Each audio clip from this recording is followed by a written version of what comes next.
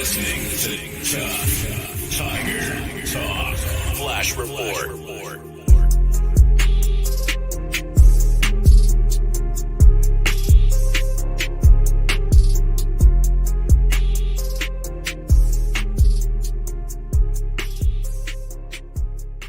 All right, shout out to the fam. Appreciate y'all joining us for this episode of Tough Tiger Talk. We in the building. Much love to the fam. Recapping this one, and I don't want to wish to do this, to recap this hideous monstrosity of a game. LSU was literally demolished, taken apart, and just put on just spanked, destroyed, whatever you want to call it. That's what the hell happened to LSU yesterday. They let us down in a major fashion. We have the post-press conference from Brian Kelly. He was upset and peeved, and we're going to talk about it in this episode of the show. So feel free to light up the comment section if you got to still stress it out. Much love to you guys. I'm Big Q in this one. We got my host, Mozzi, chiming in on this one. Post-game reaction, he was kind of peeved. I was peeved as well. Did a mini recap right after the matchup last night when the game went final. And we kind of had an opportunity to kind of look at it from another day. So we're going to kind of focus on this thing moving forward. So let's keep it going, man. In this episode, we're going to bring in Mozzi. How you doing, Mozzi? Much love. I'm awesome, brother. I'm feeling a lot better today than I was about midnight last night. I'm going to just be honest with you. Last night, I was kind of upset. I couldn't even get on the broadcast to redo it. I guess I cursed everybody in LSU staff, players, everything out. In about 14, 15 different languages. I just absolutely couldn't take it. I couldn't believe what I was watching.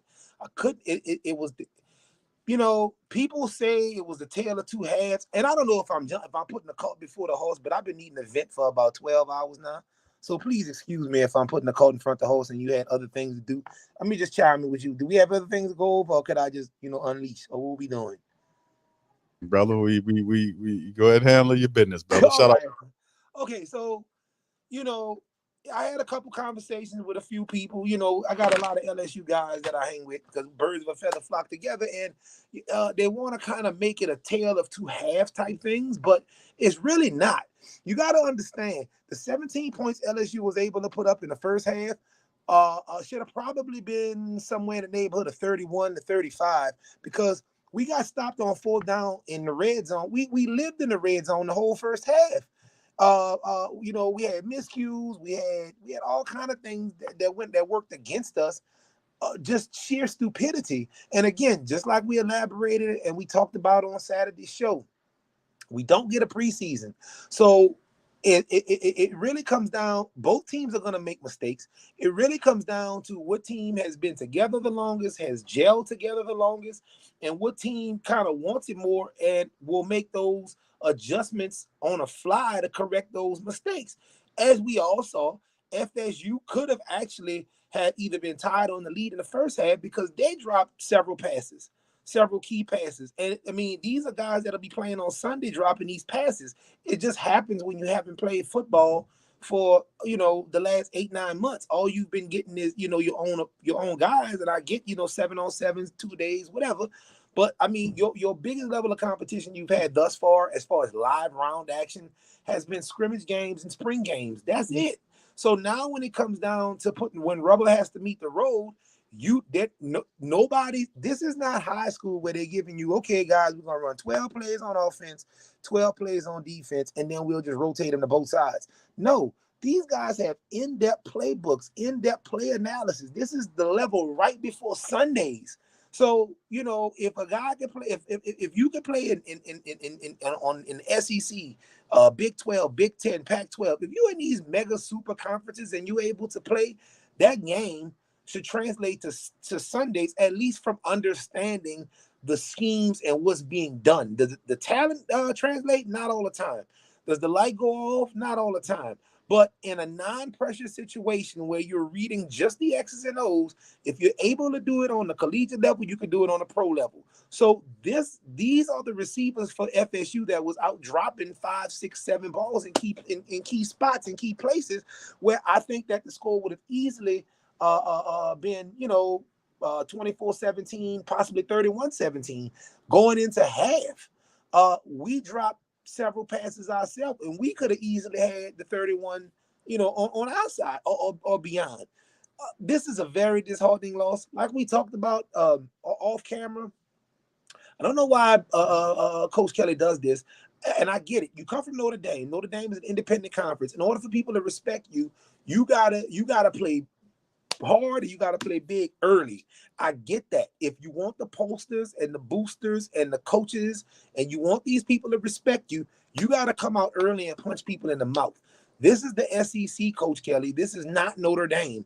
This is not an independent league. You will definitely have a gauntlet to run starting in about 3-4 weeks, and that gauntlet is going to run for about 6 to 8 weeks. You're not going to get Gramblins and McNeese States on your schedule every, moving forward, once you get into that SEC, that meat of that SEC schedule, and everybody in the SEC can play. There are just variations of it, but I could take a Vanderbilt and put them in Conference USA in the Sun Belt or whatever, and they run through it. So, let's not act like this isn't the best conference in football. Now you got next year where you got a couple of other guys joining in. He's going to have to change his ideology of how he schedules early games. We don't have a preseason. He's got a lot of kids coming in from the transfer portal, and that just happens when you go on a win streak and you do unexpected things. These are kids. Kids are not, they're trying to get to the league. So if they're sitting at Tennessee or they're sitting at Auburn or they're sitting at A&M and they're like, yo, you know what? Either this program isn't getting it done for me, from a dubs and losses standpoint, or I'm not getting the playing time, just like we saw Kamara had to leave Alabama and go through Tennessee in order to get it. He's a phenomenal talent, maybe not generational, but definitely a great talent, and he's got a Hall of Fame career coming up. But he had to kind of move around to get that exposure. So it just happens, especially in the SEC, because again, you can only have so many guys on the field. I get that, but you got to kind of scale back and become a poised seasoned coach. Do any of us see Nick Saban, right, first game or two of the season, wanting to go play a top 10 ranked opponent? No. You know why? Because he understands that those opponents are coming down the road in the form of LSU, in the form of Georgia, in the form of Auburn, in the form of Missouri, in the form of Florida. He understands that he's going to get everything he's looking for between the last week of September and the last week of November. That is a brutal gauntlet. So yeah, for the first couple games, we need some live rounds, but they don't need to be, threw the baby out with the bathwater. You killing the mosquito with a sledgehammer. What do you need to do that for? I don't understand it. It was bananas to me. That's nuts for you. This is the second year you pulled that off, and then you got SC scheduled for next year. Like, come on, bro. Like, we don't need that. Let's get tenure into the season, let's get a couple games under our belt. It's called confidence. We got to get what do you think, especially for some of the younger guys, where do you think their confidence lies today after having these people virtually beat with 5 minutes left in the third quarter? They were on their last chicken egg, and then all of a sudden, they got a few things going. They exposed a few things in the secondary. The front seven for LSU got kind of tired, and that was ball game. That was a wrap. They got anything they wanted, anytime they wanted, to the point where it almost looked like they were going into the huddle. You remember how we used to do back in the day? Look, this meat is you. You run here, and just wave your hand. I'm going to throw it to you. That's what they were doing out there. It was at least 2 touchdowns where it was just a 50-50 ball. And here's the thing. It wasn't like they were overmatched in stature. They weren't overmatched in stature. So it was just like, I'm just better than you are. It doesn't have anything to do with physical size. It doesn't have anything to do with prowess. I am just better than you. We all know it. My quarterback knows it. My coach knows it. So I'm going to take you in isolation to the corner pylon of this end zone. I'm going to just have my way with you. I'm going to do that for a couple scores. And they just didn't care. They punched us in the mouth and laughed about it. I'm done. I'm done. All right. That's a lot, man. Shout out to the fam. Tori, yeah, I checked it. I didn't see him on there on the block list on there, bro. I don't know what's going on with that. I didn't see his name on that. I don't know what to say about that one, bro. Like I said, I don't see him on there. I'm gonna try to see if I can look again, but I ain't see him. But anyway, shout out to the fam. Appreciate y'all being here, man. We're gonna recap this thing, and I'm pretty sure Mozzi got a few more words that he's gonna say. Let's hit the recap show of what Brian Kelly actually had to say after LSU's ridiculous loss to FSU. Here we go. Yeah, congrats. Second half, they were the better football team tonight, and we certainly are not the football team that I thought we were, got to do a much better job, obviously, and developing our football team. We clearly were short in a lot of areas tonight, and that falls on me to get our football team to be better in tonight. Execution in the first half, the inability to convert in the red zone. Second half, didn't play with a sense of urgency. All of those fall on coaching and getting our players to recognize that and make those kinds of choices in practice. And then defensively, obviously, to slow down the running game in the second half. The counter play was problematic for us. We knew they were going to run it. They added a two-back counter play, and we couldn't fit the play. And that's unacceptable from a coaching standpoint. You've got to be able to make those adjustments, and we failed to get that done. So, again, I take full responsibility for not having our team playing the kind of football I thought they would, and our players have got to make a decision that, to get back to on their efforts and their focus, and this is a total failure on a coaching standpoint and a player standpoint that we have to obviously address, and we have to own, and we'll see. I know adversity is always going to strike at some time in this game, and this is our first real piece of adversity, if you will, that we have to address, and I'm confident our guys will and our coaches will rally in the manner that they need to. So with that, we'll open up to questions.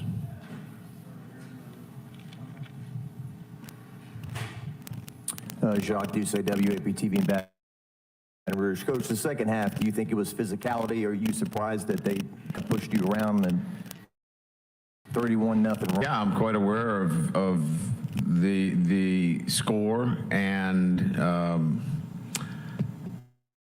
I didn't like the way we came out. Responsibility for the way that we came out in the second half. It's disappointing, but the buck stops with me, and I've got to get our football team to understand and recognize that you've got to play this game for 4 quarters with a mentality, and we just did not. For some reason, we thought we were somebody else. We thought we were the 2-time national champion Georgia Bulldogs or something. I don't know what we thought, but we were mistaken. Right. Just the defensive matchups that your DBs had to face all night. Clearly, they're gifted receivers. Anything that you guys can do, anything that you saw that they could have done during this game? Yeah, I mean, obviously Coleman's a tough matchup. Wilson's a tough matchup. I thought we competed there. No, I don't know that there was much more else that they could have done. Brian, the 4th down calls, can you take us through maybe the reasoning for those decisions there and what you would have liked to have seen done differently? I think they were pretty easy calls. 4th and goal from the 1, that was a pretty easy one. We're trying to run the football with an option for Jaden to pull it, and we'll have to just go back and look at the film and see what the looks are for him, and do a better job of addressing that in practice and giving him those kinds of pressure looks that force you to make those quick decisions. But no, those are pretty standard fourth down calls and decisions. I think both of those were, read option kinds of decisions that Jaden was confronted with. Coach in the back, Jada Ferris, Tiger TV. What does this loss mean for the rest of the season for you guys, especially as you get into conference play? It means everything as to what our mindset is. Like, how do we handle this? Is this who we want to be? Or do we look at this and say, this isn't the kind of football team we want to be? So, when you have these kinds of losses, they're disappointing, and in some instances they're devastating losses, but it's how you respond to them. And they have a chance to respond to this very winning performance in the second half. And so the choices they'll have to make will be ones that start tomorrow. How they handle themselves 24/7 is really what I'll be interested in seeing. Hey, Coach. Glenn West, Go 247. Just curious on, Logan Diggs wasn't out there tonight. Just curious maybe what happened with him. And then also the running game as a whole. Just how do you guys think you can get that going? Well, I mean, everybody's searching for balance in the running game. So we didn't have the kind of balance that we needed. Logan Diggs was a coach's decision. I don't know quite whether he's 100% and able to practice at the level that we need him to quite yet. Yeah, I mean, look, everybody's looking for that balance in the running game. You saw what we tried to do. We tried to run the football in those very important downs, and we weren't as effective. And we're going to go back and we're going to work on it, and we're going to continue to be diligent in those areas because we've got to be better at it. So we've got a minimum of 11 more games, and I'm going to tell you now that we're going to be better, and we're going to commit ourselves to that.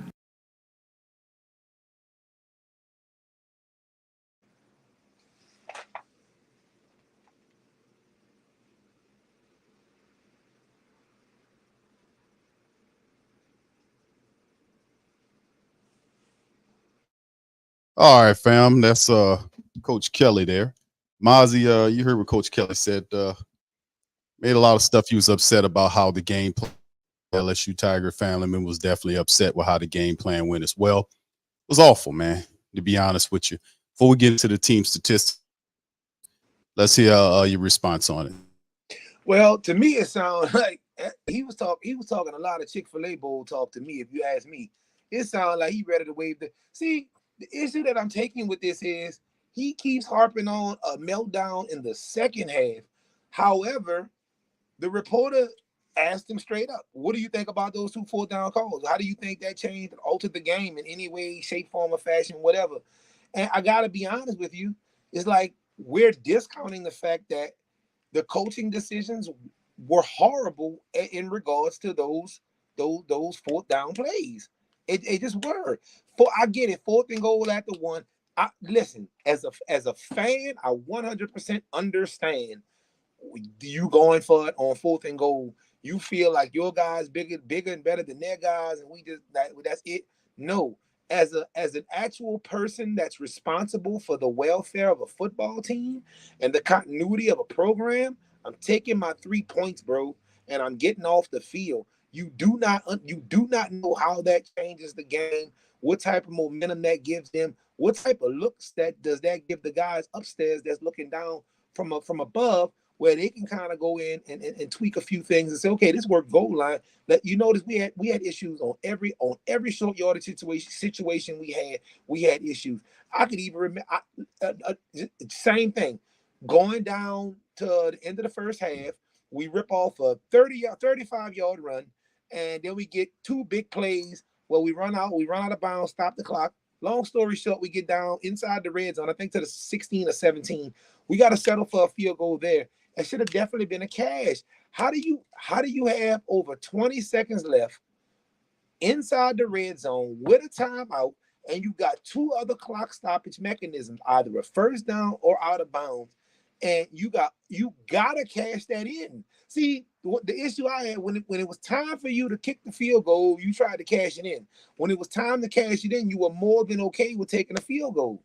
Like that's not on any of the players, any of the transfers, that's on Brian Kelly. That's who that is on. And for him to have this delusion that it was just some magic meltdown, was it a meltdown? Did you give away 31 on that? Sure you did. But was that the reason you lost the game? I don't believe that's the reason you lose the game because of a second half meltdown. I think that from start to finish, we had chinks in our armor, and Florida State was just able to expose those chinks more in the second half. I think it was more of the game LSU did not play more than the game Florida State did play. He's neither here nor there because the scoreboard reflects the overall sentiment, and that's why we're going to get punished in the polls. That's why nobody respects us, because when we lose, it's not like when Alabama loses or when SC loses or Ohio State loses and they drop 2 or 3 points in the poll. They play a Wisconsin, or they play an Auburn, or they play an Oregon or an Arizona State, or a Cal, and they're back in the hunt. See, now we got to win out. We got to beat Alabama. We got to bring bone marrow from the horn of a unicorn. We got to slay a dragon. We got to catch a Meg. We got to do all kinds of stuff to get back in contention. And that's just how they roll. That's how they've always rolled with any SEC team that's not from Georgia or Alabama. If you're Auburn, Alabama, Georgia, even Florida, you're going to get the benefit of the doubt. Even though we've got multiple championship runs in the BCS era, we got 3 chips in the BCS era. We've been to 4. They don't care about that. We still not respected as valid competition. You know, I'm surprised we got the number 5 nod. We got the number 5 nod, and now we blew it. So we probably dropped 10 slots. Even though we lost to the number 18, we'll drop 10 slots. They're going to punish us because of it. They're not going to punish us because we lost. They're going to punish us by the fashion that we lost, coupled with the fact we just LSU. They're trying to get us as far away from Alabama as they possibly can. They don't want any type of 2010 energy, and you know what I'm talking about. They don't want anything like that there. They're trying to get us as far. They don't want 2011, 2012 energy. They don't want that. When LSU and Alabama were always going at it, and it was like a hit or miss thing. They don't want that. What they want is they want Alabama to be completely segregated, along with their darlings, Ohio States, Michigans, all of these other teams. And I know we're better than them, but we didn't play better than them. And again, you're not afforded a preseason. You have no idea what you're working with. You have no idea what's going on. You're the prize. Florida State hadn't won anything valid since what? What's the turnover machine? They haven't won anything valid since like 2013, since Jameis Winston was there. They haven't won anything valid since like 2012, 2013. Honestly, you're the prize, LSU. They play in the ACC, not the SEC. You playing them is a step up. I don't know if any of the family members ever shot dice, right? We taking it all the way back to the street, shooting dice. I'm not going to be shooting dice with you at $100 a come out and $100 a point. That's a $200 roll. You got some guy standing there that doesn't even have $200 in his pocket, and he only wants to bet points he knows that's going to be difficult. When an 8 is roll, he's invisible. When a 4 or 5 is roll, he's always there. You know, we got to make better decisions. Florida State benefited from that, win or loss. See, because even in the loss, the game was close enough for people to still make Florida State relevant. If we lose, we drop in 10 spots. Like, you gotta start thinking in those type of terms. It's absolutes. Like you lose, you get punished. There is no benefit of the doubt. There is no shake back. You know, all kind of stuff is gonna have to happen for LSU to get back in the title hunt. And it's a damn shame that we got we on paper, our roster is that talented, and we be back in the Chick-fil-A Bowl. Go ahead, man. I'm done. The Chick-fil-A Bowl. All right, man. Listen, keep playing like this, we'll end up in the toilet paper bowl, man. Listen, we don't need to do none of this, man. It's I applaud the LSU Tigers for taking the stance, Mozzi, of challenging and going at Florida State. You know, it's a top 10 matchup. It's the best matchup of opening week for college football. They just didn't execute. You know, they didn't execute. This game was up for grabs going into the halftime, and then Florida State. You could see what a change was. It was very evident. Florida State went into halftime. They made the adjustments. They came back, established a running attack because Travis was having issues. The Tigers had him rattled. He was just up and throwing the ball, and then when they gave him the running attack, he settled down, and then he made the throws. He started finding the tall wide receivers, and they made it happen against LSU's faulty secondary. But then again, a lot of that was brought on by the fact that the offense was so dysfunctional. Jaden Daniels was shaky in the game. He's not that guy. Let's stop the Heisman foolishness. He is not that guy. Did you see him? Was he smiling in that press conference? I couldn't really tell. No, because I got bad eyes. Huh? Well, he would kind of had. I don't think he was smiling. They understand that it's a long season, and that if you're going to lose this type of game, losing the game early in the season, you can recover from this. Losing to Florida State, even though I don't like the fact that we lost to Florida State. In true Louisiana, I got you, brother. I put you in on the sports coma as a moderator, so you don't have to worry about somebody got in your block. I didn't see you blocked on there, but now you're a mod, so don't sweat it.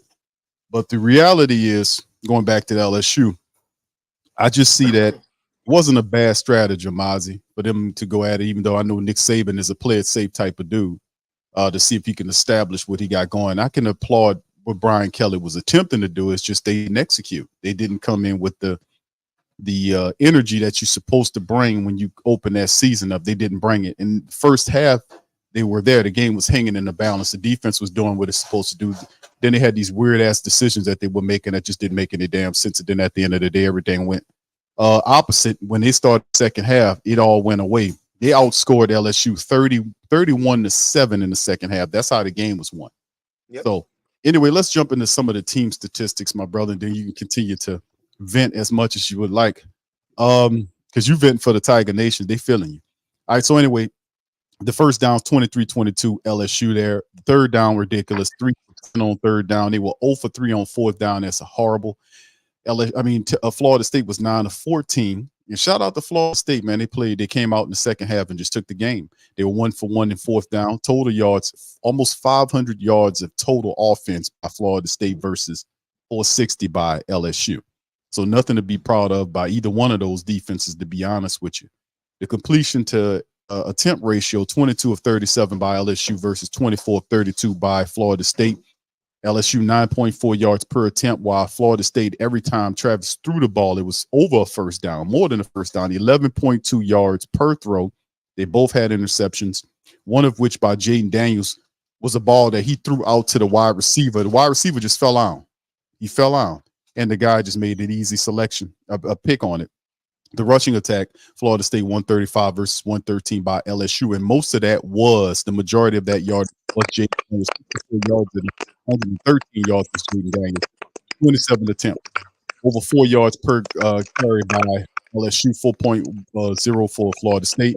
Florida State had all the penalties, 7 for 64, LSU 2 for 30. Those 2 turnovers by LSU versus 1 by Florida. The time of possession, 35-23 versus 24-37. All right, Mozzi, go ahead and comment on individuals before we go to the team stats before we jump into the individuals. The only team stat you really need to know. See, what's the famous line? Fool me once, shame on me. Fool me twice, though. Fool me once, shame on you. Fool me twice, shame on me. You 0-3 on 4 downs, and you have the nerve to sit your Frankenstein head ass down in that press conference, bro, and still like, I think you was the best. How do you think that, bro? How do you possibly think They're getting stuffed 3 separate times on 4th down, and you called it. The first time I can understand. The second time, maybe their diamonds are real. We might not need to do this. You triple down on it and did it a third time. But then want to say about the players we need to execute. What that translates into is, I called it a great game. They just messed it up. They didn't know what they were doing. And I get it. They're young and they're going to come back. And, he's saying everything to try. He's saying it's on me, but he's not using diction as though he understands it's on him. Do you understand? Like, how do you expect them? You don't have the personnel to match up in short yardage games against their front 7. You just don't. They showed you that 3 times. And then you're steadily, you have the audacity to talk about execution. The only thing that needs to be executed is your playbook, maybe your contract. I told you this from the jump. I didn't like this guy. I didn't like him coming in. I thought that he was gonna bring an independent Notre Dame-ish type of framework to the team, and that's what he's doing. Come on, man. I understand you're upset, man, but yeah, he definitely got to make some adjustments. But Brian Kelly's an exceptional coach, man. Let's make no bones about it. Independent and in Conference USA. No. He has a track record now. He won in the SEC. He took LSU to the SEC championship, and he beat Nick Saban in his first year. You gonna discount that because we lost to Florida State this year? I'm not discounting it because we lost to Florida State this year. What I'm telling you is, okay, nobody expected LSU to do anything, so the guard was down. Let me ask you: are you a Star Trek fan? Are you a fan of Star Trek? I am, and I can tell you. You about to tell me shields down? There's never been a show where they roll with the shields up the whole time. You know that when the Klingons came around, Captain Kirk had to tell one of them, "Yo, put the shields up." Hey, with the black chick, Narubi, whatever, had to tell her, "Yo, put the shields up." Right, put the shields up. Put the shields up. You know why? Because nobody expected no asteroids. Nobody expected a Klingon bird of prey to pop up and start shooting. They didn't expect any of that. So yeah, you snuck into the SEC. I just thought it was a power thing that, having the shields up takes a lot of the ship power. So whatever it is, whatever the reasoning, nobody saw you coming, LSU. There was no reason for the shields to be up. Now you went to talking. Now you got a number 5 ranking. Now you got a quarterback in the Heisman conversation. You know what that means? You got a target on your back. Everybody's bringing their A game to play you, at least the reputable teams, because they feel they deserve a spot at the table. They understand what you're saying, but they also have their own individual claim to the same accolade you want. You got to understand that. You got to understand that this is not last year where people expected you to win 3-4 games. So nobody came out and took you seriously. Especially Alabama. Alabama's loss last year was more about we didn't dismantle Alabama. It wasn't Joe Burrow. It wasn't the 2019 Tigers, but we just like physically went out and just dismantled people. Like, you know what? Coach Prime in Colorado took TCU's heart and dismantled TCU. All things considered. We didn't do that.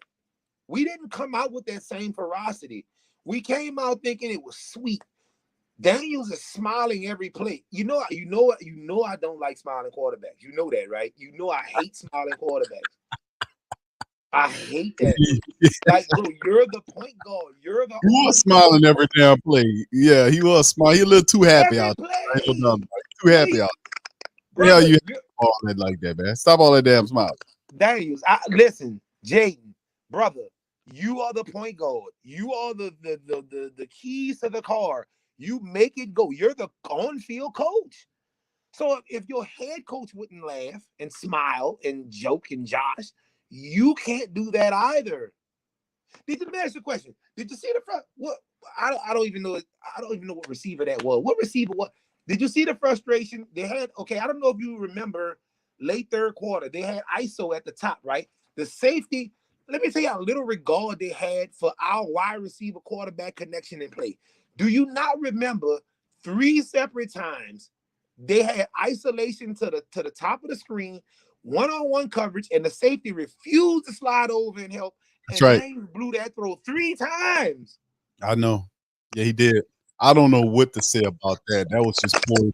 he had a check down that he blew severely. So I mean, I think a lot of it that he wasn't prepared.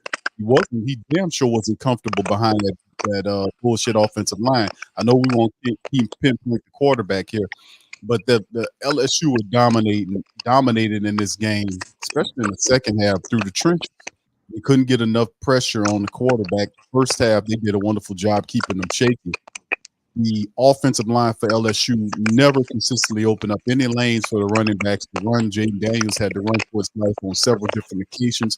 They were manhandled by Florida State's front four, and it was evident throughout the game. So I was like, this is similarly last year. You would think that this line, which has guys from last year, would have had a better performance here, and they were totally manhandled. No guts, no nothing with that offensive line.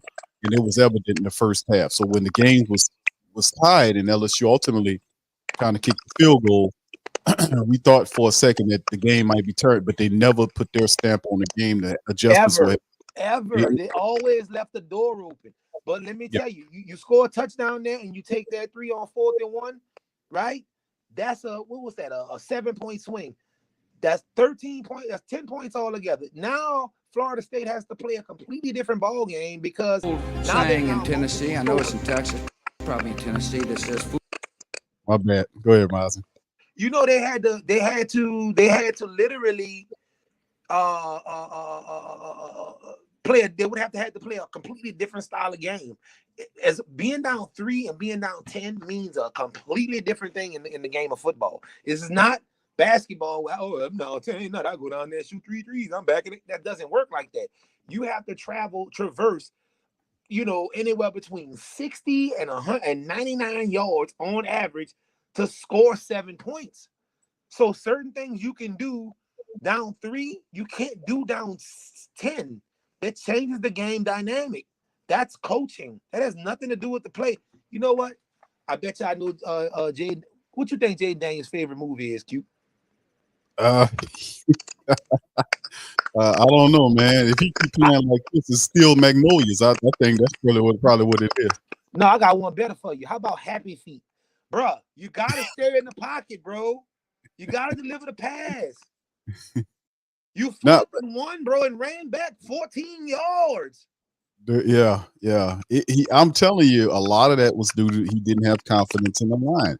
64 yards, and let's hit the individual. So let's go into the individuals. But first, let's play. This is Mozzi's commentary right here about this guy, and this is probably one of the funniest moments a president have. Let's let JW give that "Fool Me Once" speech. Here we go. Fool me once. Shame on you. If fool me, we can't get fooled again.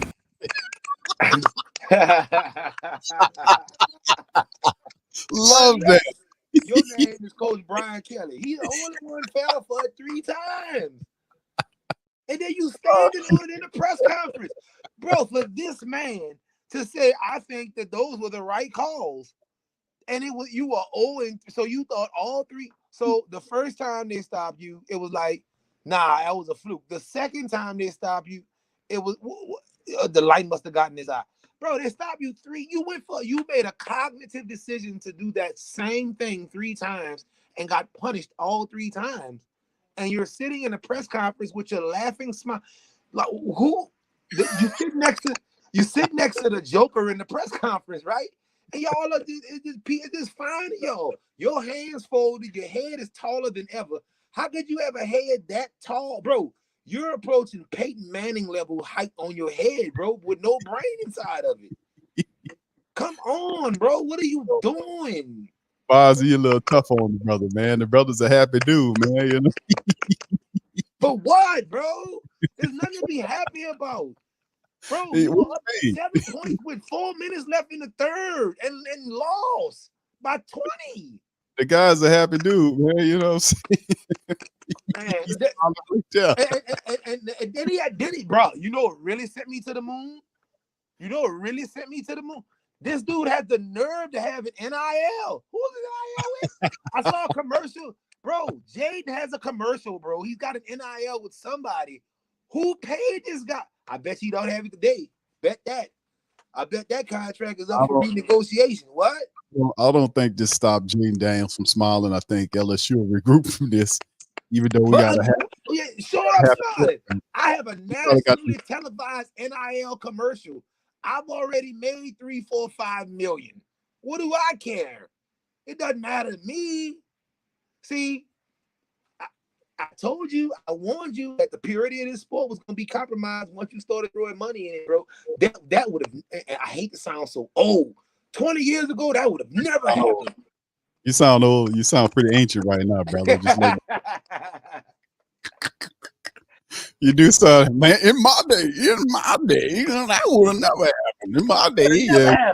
It would have never happened, bro. Yeah, said Mozzi, in my day. In my day. Yes, can you imagine Tom Brady or Drew Brees or any one of these guys in college smiling? I mean, they're barely seeing the field.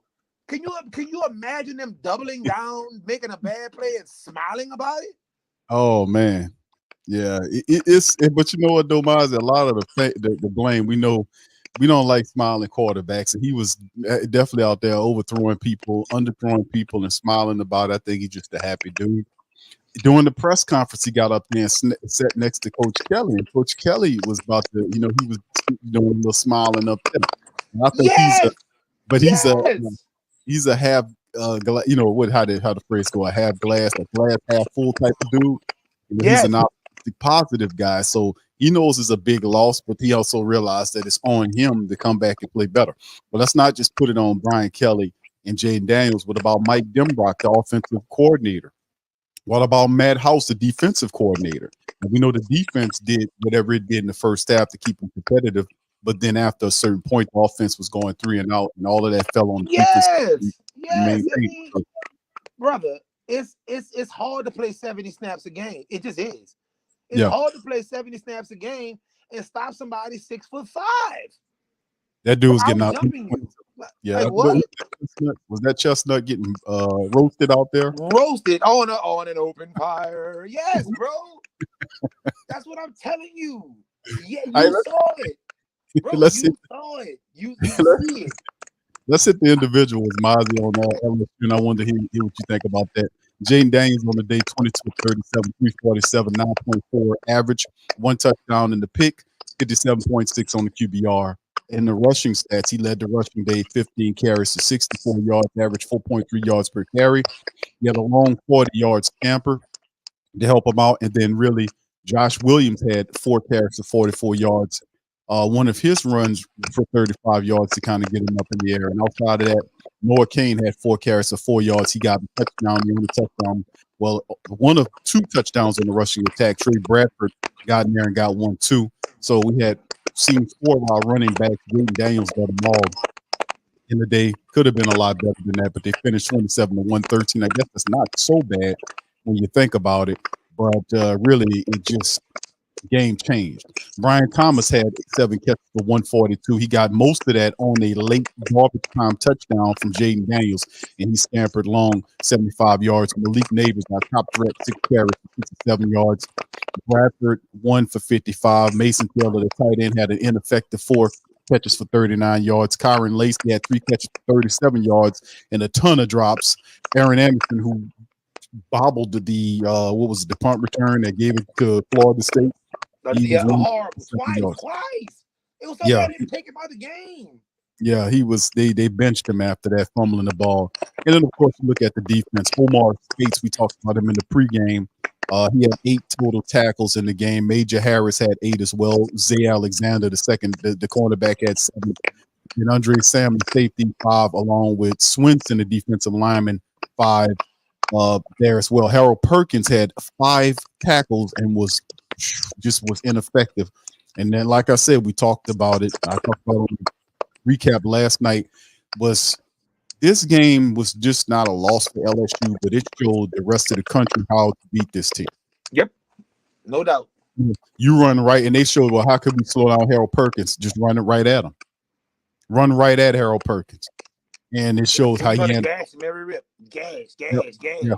They just run right at Perkins, and they showed a lot of weaknesses. Duke Chestnut, 1 interception, on the day, and there you go with that. And then, of course, you go to the Florida State side of it. Jordan Travis, 23 of 31 for 342, 4 touchdowns, 1 pick. He finished 94.7 with the QBR. Top running for the Florida State team was Trey Benson, 12 carries for 47 yards, just under 4 yards per average. Travis scrambled 7 times for 38 yards, had a very easy touchdown, by the way, on one of them. Just waltzed right on in on the fake defensive back, totally went for the running back, and left. Totally went for the run, just sold out for the running back. I was like, how did you just get that? Just sold out to him, and the quarterback runs right around empty. And then, of course, you see several other rushes right there. They put up a total of 135 yards on 34 carries, 4-yard average. Their top threat was Keon Coleman. Keon Killum should have been his name because he was killing the LSU secondary. 9 catches for 122 yards. He had three touchdowns, 3 catches for touchdowns on the day against him. He averaged over 13.5 yards of catching of average per catch on LSU. Johnny Wilson, the other wide receiver, had 7 for 104. Jaheim Bell and the rest of the guys were doing their thing. But boy, did Keon Coleman kill. And then you see Bethune was the top tackler for them with 9 tackles on there. So they got after Jaden Daniels, got 4 sacks on Jaden Daniels. LSU did not record a sack last night. They couldn't get to the quarterback to bring him down. But that Florida State line was just bringing the hell, especially in the second half. Jared Verse was doing his thing. I mean, they were just offensive line for LSU couldn't do nothing to stop these guys. They were annihilated in the second half. 31-7 was the second half score, and they demolished LSU, who scored a lonely garbage time touchdown on the back end of the game to try to make it respectable. All right, Mozzi, that's individual stats. Please feel free to chime in. I've been listening to those individual stats, and I'm gonna tell you, everything that you read off, with the stat line being so large, meaning that everything seemed to be by committee, or they seem to be trying to find that spark. Here's the looming issue with the LSU Fighting Tigers, and mark my words, write down the date and the time so we can revisit this in 10, 11 weeks, and we know where it came from first. We don't have an identity. Our coaching staff doesn't have an identity. Our players don't have an identity. We don't know if we're an offensive-minded team, a defensive-minded team. When you see Nick Saban is a direct reflection. The Alabama team is a direct reflection of the Nick Saban personality. When you look at the New England Patriots are a direct reflection of Bill Belichick's personality. When you look at even Sean Payton, when you go back to the Saints and Drew Brees, that was a direct reflection of Sean Payton's high intellect, high offensive output personality. What's our personality, Q, if you don't mind me asking? Can anybody answer? Who are we? We know we have a football team. We know we got a lot of 4 and 5 stars, a few 3s sprinkled around there. But as far as a personality, who are we?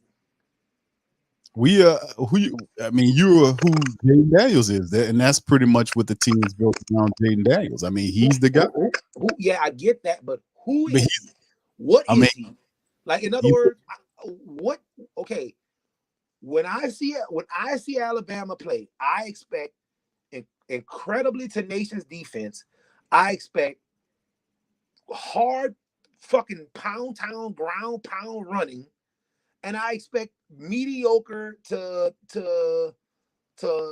low high class quarterback play if we have the right receivers, or if they have the right receivers.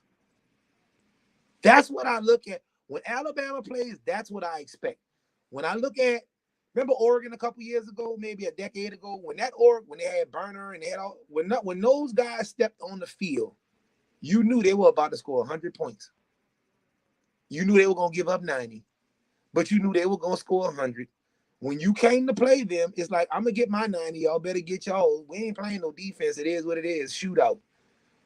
Who are we as an LSU Tiger football team? Are we a defensive team? Are we an offensive team? Then when you do that, you got to subcategorize. If we're an offensive team, are we a running team or passing team? If we're a defensive team, are we a run-stopping team, or do we have ball hawks in the secondary? Who are we? We got a lot of players. We just don't have an identity.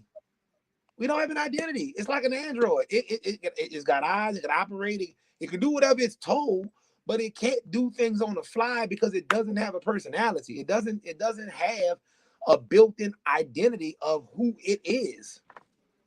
We don't have a built-in identity of who we are. It's a bunch of guys out there trying to do individual things, and hopefully they can get their turn to shine and make the wheels turn. But as far as an entity, as far as an overall overlooming team entity, who are we? What do we bring to the table?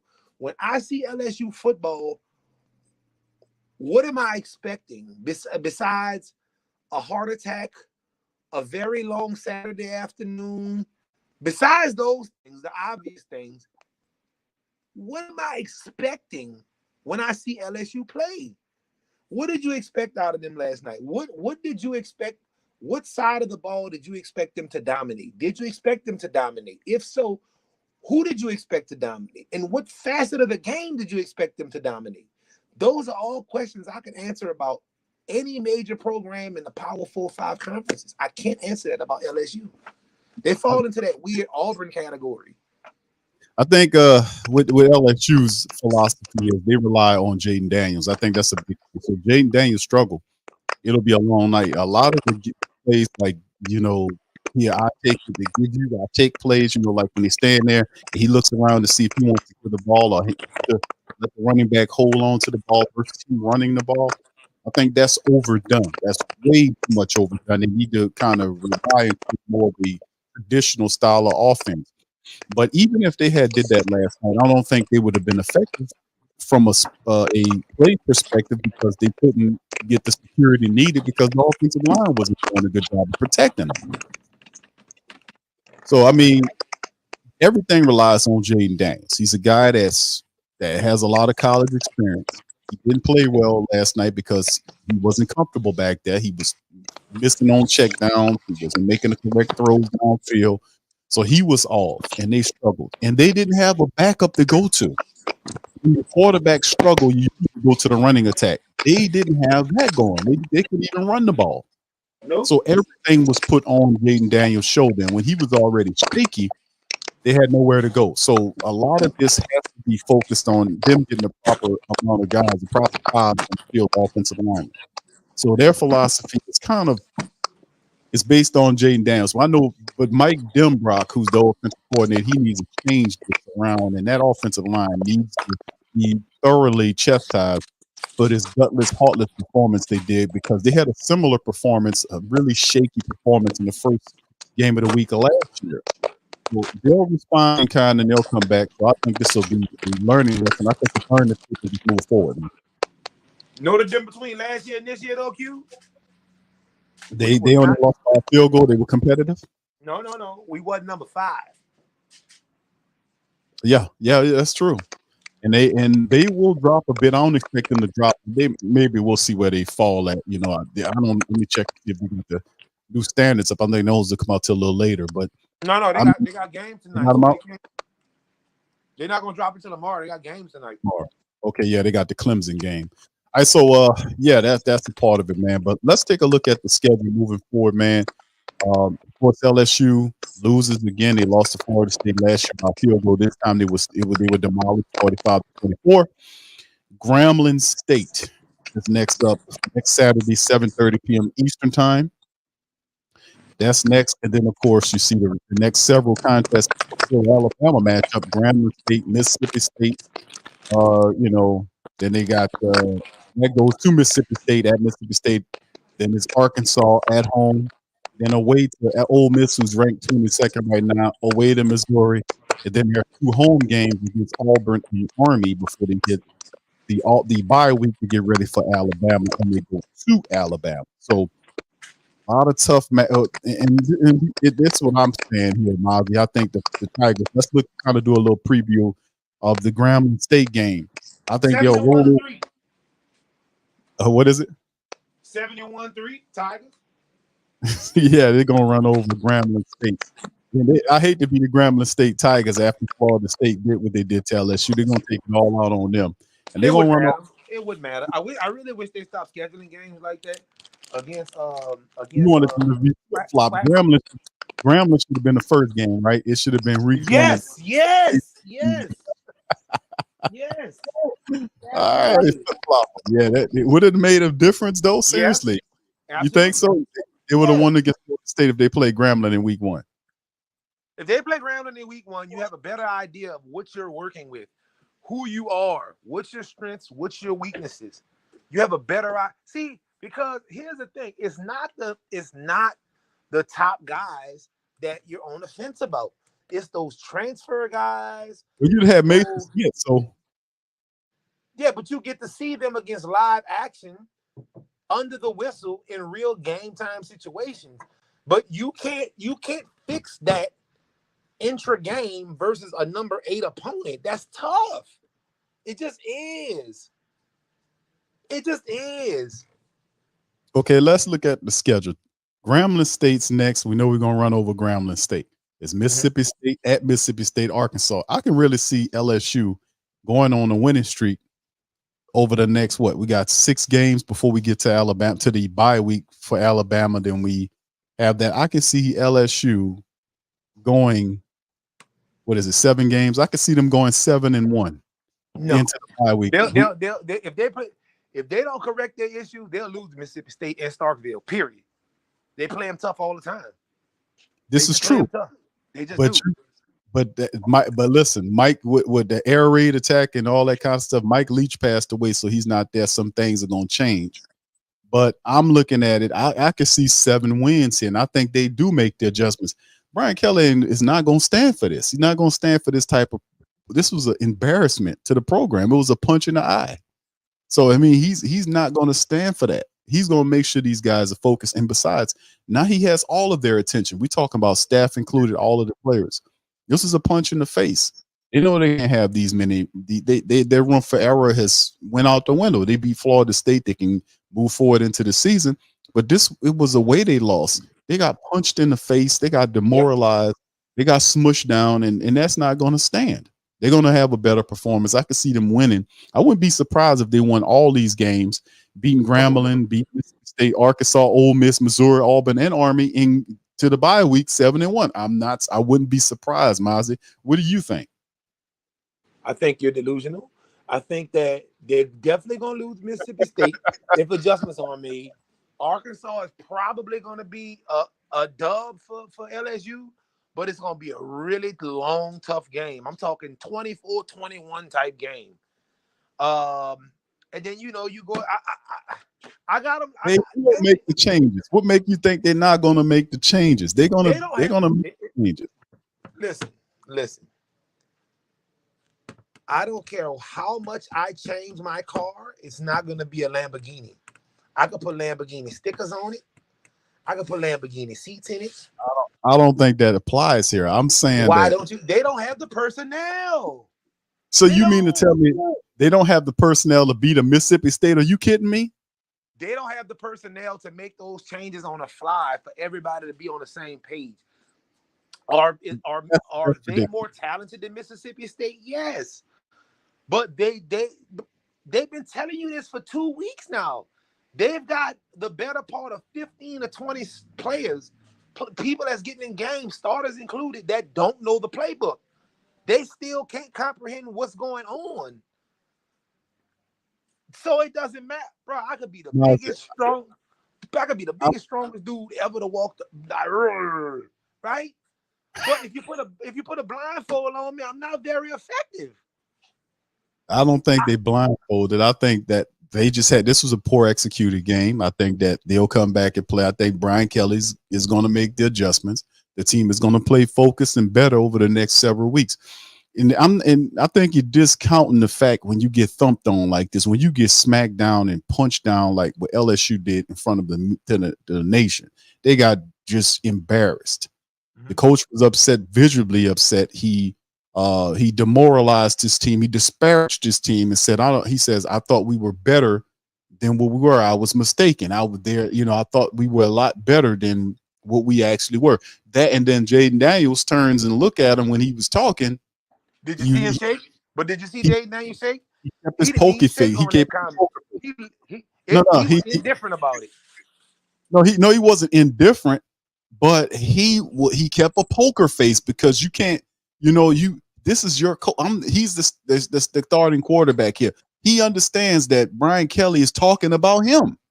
If he performs better in this game and makes throws in this game, they win the game, because Florida State would have never gotten that momentum and just take off like that. If he makes some throws and wide receivers make some catches, they would have been fine. They would have came out perhaps with a close. They would have came out with a close win. But what I'm saying is, he's talking to Daniels, and Daniels has got to bring that message to the players in the room. They're all going to be on the same page. Brian Kelly is a dude that he is a winner, and you don't win as much as he did. People saying he didn't win anything. Everywhere the man went, he won. Everywhere the man went, he record, but he didn't win anything. Is what I think that's what the family trying to say. He didn't win nothing. Regardless or not, you don't get to LSU unless these people believe that you could take them to the next level.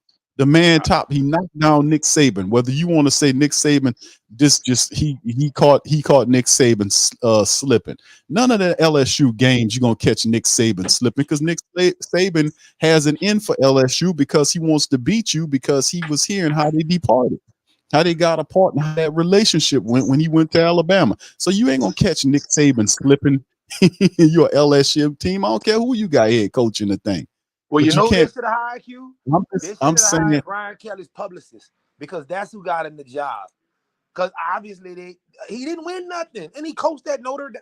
First thing I would have done is the AD. Listen, Brian, none of that Notre Dame shit here, bro. None of that. Do not bring anything that you did in independent conference and think it's gonna work in the SEC. I think the offensive line for LSU has to play better. They were manhandled by Florida State in the matchup.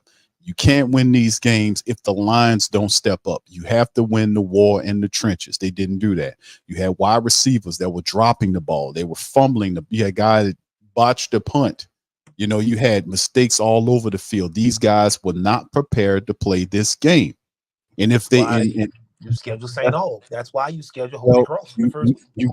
You got a point on that, because the last 2 years at LSU started off, it's been the same thing. They played Florida State early on, but Florida State don't seem to have a problem needing no Seminole or Fortier or Warren Easton to beat up on. They don't need that. They got LSU there, and they win in these games. So I'm saying what they can do, you could do. So I'm saying at the end of the day, I think they do make the adjustments.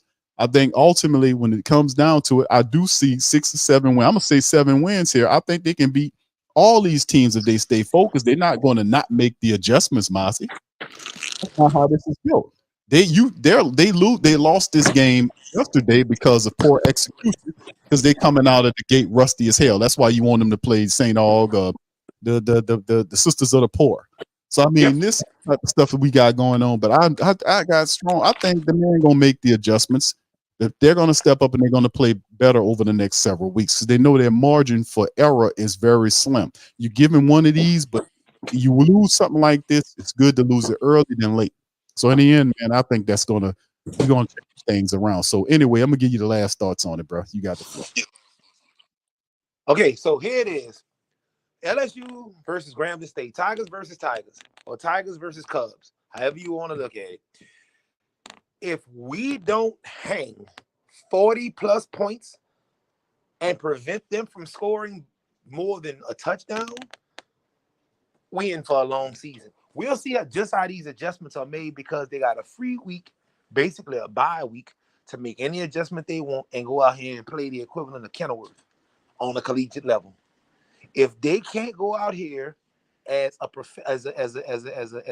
highly ranked, highly touted SEC team and hang 40 or better on these people this Saturday at Tiger Stadium under the lights in Death Valley, we in for a very long season. We're going to see just how much change has been adopted. We're going to see all of that. Because if they can't, the score of this game, honestly, I know I talk a lot. I know I give a lot of crazy score. If this score isn't somewhere in the neighborhood of like 48 to 52 to 10, we in for a long season. That's all I got to say about it, brother. All right, so if we don't score 50 points on Grambling State, we got a long season. And prevent them from scoring beyond 10, we in for a long season. Okay. All right, so let me just ask this before I go. Out of the next 7 games we have, how many games do we win out of the next 7?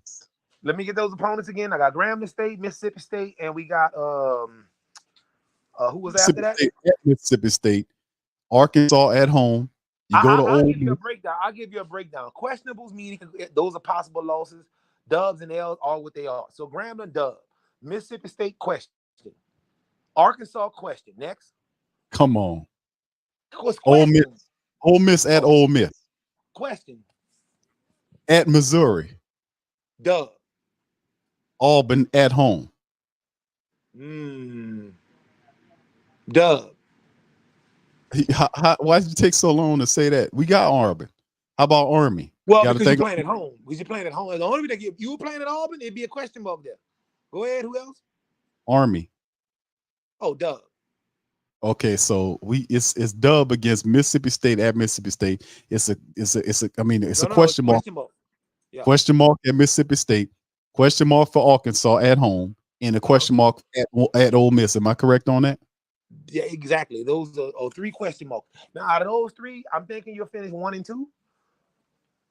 So 1 and 2, or possibly, I'm thinking 1 and 2. So I'm thinking we're going into that bye week with 2 to 3 losses. If we don't, we'll know Saturday what we're looking at going forward. Again, if we can't hang 50 points on Kenilworth, I just think you're being a prisoner of the moment, brother. You know LSU's going to turn this around, man. Come on, bro. I don't We know know anything. I don't know nothing. What I thought I knew. See, what I did know was our secondary was trash, and I knew our players didn't get it. I knew Brian Kelly came in with a bunch of freestyle independent league football play. We talked about all of those things Saturday, and every one of those things reared their heads to yesterday.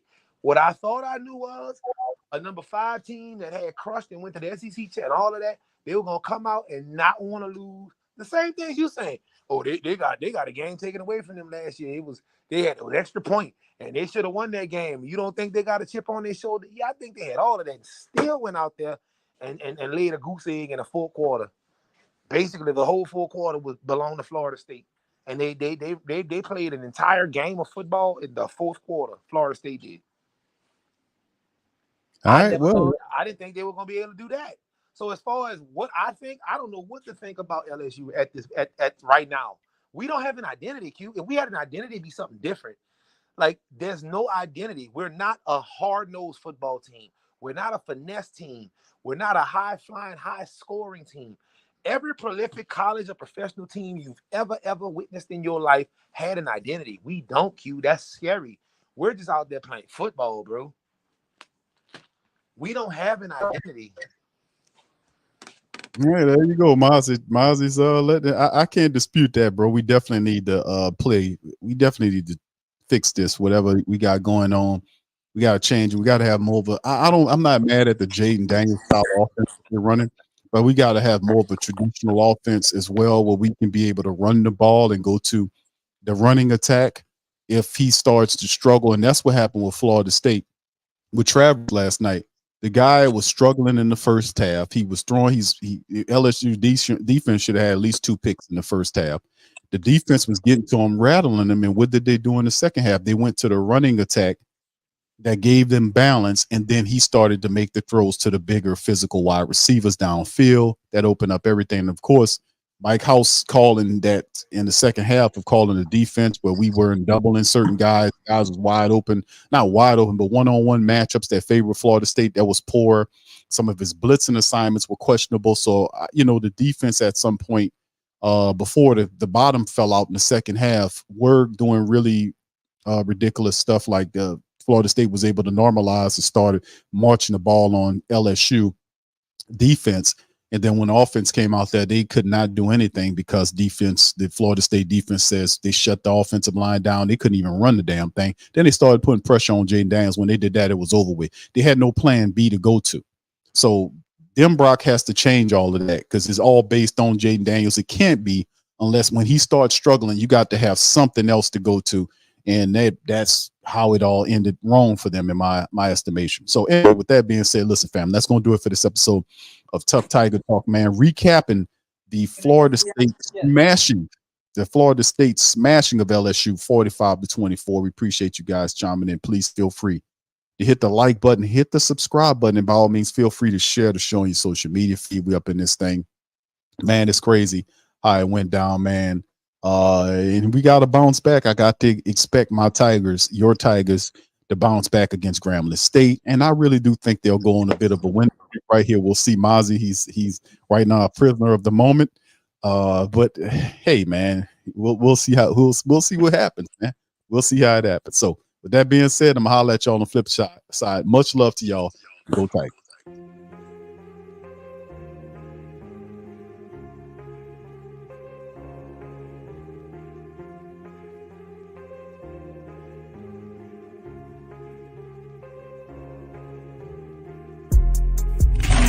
Subscribe to the Tough Tiger Talk channel and stay up to date for all things LSU football.